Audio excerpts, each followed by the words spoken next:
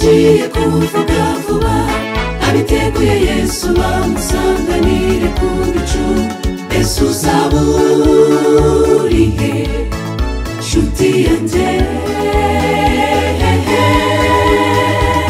ugazahagarara ku bicu by'ijuru ati muze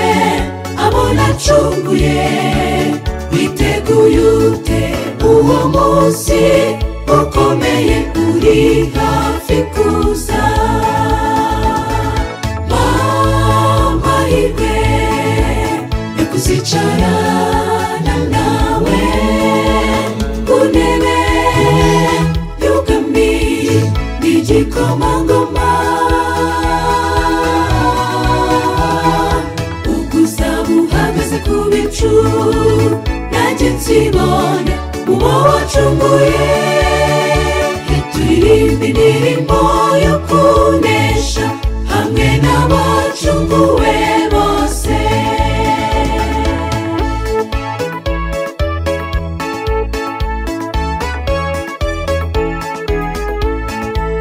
yagira amatsiko yo kuzagerayo gasangira nawe ibyiza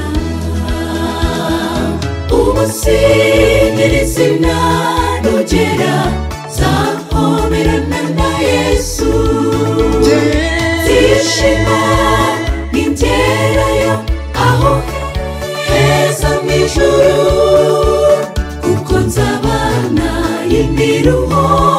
nagiriraga muri iyi si mahirwe yo kuzicarana nawe ku ntebe y'ubwami n'igikomangoma ubwo uzaba uhagaze ku bicu nanjye nzibona uwo wacunguye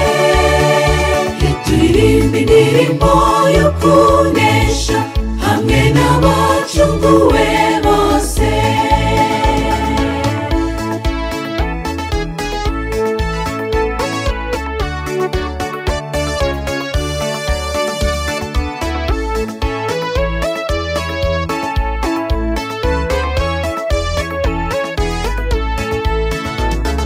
shoboza bandirira intambara ikomeye yo muri iyi si kandi ushoboze byose kugira ngo Imana nivuga nzabe niteguye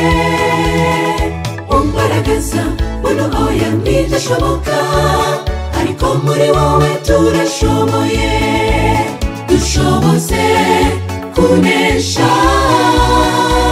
tuzabane nawe mu ijuru mahirwe yo kuzicarana nawe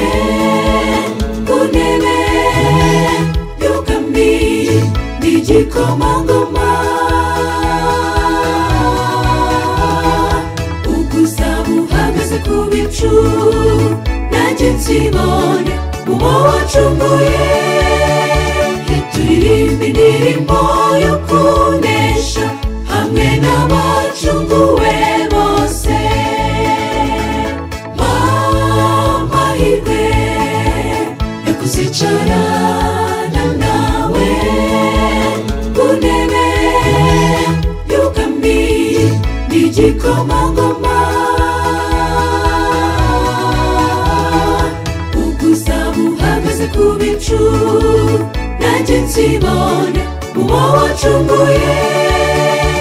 turirimba indirimbo yo kunesha hamwe n'abacunguwe bose ubwo uzaba uhagaze ku bicu nanjye nzibona uwo wacunguye turirimba indirimbo yo kunesha hamwe n'abacunguwe bose turirimba indirimbo yo kunesha hamwe n'abacunguwe bose